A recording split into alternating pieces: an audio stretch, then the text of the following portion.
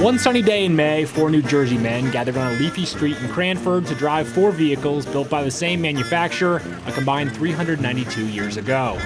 People always ask me one question: how did you get the car here? I said, I drove it. Mike Bevilacqua, Bob Calvano behind him, Joe Henshaw next to Bob, and Jeff Jones in the driver's seat all own Ford Model Ts they show by driving. It's a very, very simple machine. It'll run in the face of adversity. Before driving it to this meeting, Bob last started his Woody 2 years ago. Half a century before that, he and Jeff found another T in a farmer's field and bought it for $25. He pulled the spark plug out with his hand, and he looks down in there, he says, it's full of water. 2 years later, the engine 2 years later, the engine was running. He bought a piston at a flea market for 50 cents. That was 50 years ago. It's still in there. Between 1909 and 1927, the Ford Motor Company sold 15 million Model Ts, which remained the highest production of any vehicle until the Volkswagen Beetle surpassed it more than 40 years later. When I was a kid, I used to run on kerosene. Kerosene, yeah. Very quiet it runs. Other companies manufactured other cars before the Ford Motor Company introduced the Model T in 1908 and 1909. Ford manufactured other cars before it sold its first T. But the company's pioneering of the assembly line and that process's ability to remove the man from the manufacturing allowed Ford to sell this motor car for cheaper than any automobile before it. By the mid-teens, he got the price down so low that anyone could afford to buy a Model T.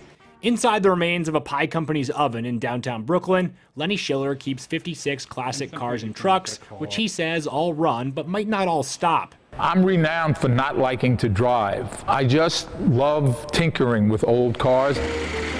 If the T taught every American to drive, Lenny believes the golden age of the automobile dawned a couple of decades later after World War II, when the car companies that survived the war and the Great Depression before it redesigned their fleets so seemingly no two cars on the road looked or ran alike. But after the mid-60s, Lenny observed the end of this era of American automotive innovation, durability, and design. The American manufacturers started taking their customers for granted, assuming that people would buy a new car every 2 years. And in 1966, Toyota introduced the Corolla. You could say that that's the car that really put the kibosh on Detroit. Smaller cars with better gas mileage and a smaller carbon tire track dominate the car industry's present and the starting line for its future. These cars that I'm standing next to are terrible polluters. They don't really belong on the road. Henry Ford's dream of a man buying just one car in his lifetime and retrofitting that vehicle himself as he saw fit died with the invention of plastics and the disposable automobiles of today.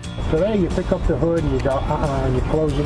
Now I have to bring it to a dealer because I don't even know what's going on. And in the future, even in this wild giant country the motor car allowed us to tame and pave, vehicle ownership may no longer come standard.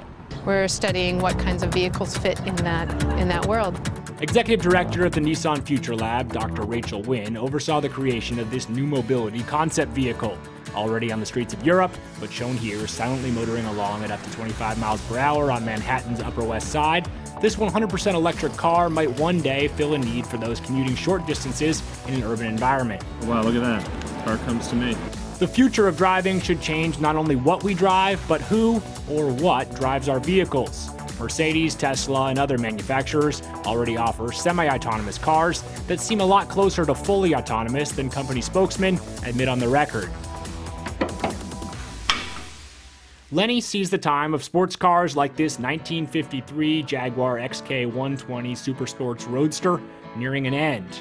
More than 100 years after Ford put the steering wheel on the left side of the car, all but putting railroads out of business and giving every man, woman, and child the freedom to roam, this country with more miles of road than any other looks toward a future where most of us never operate our mode of transit, leaving the machines that drove this nation to the status of superpower dusty and rusting, and rendering the once communal romance of navigating the open roads that connect our land's two shining seas and all its gleaming cities between an experience foreign to those who live here.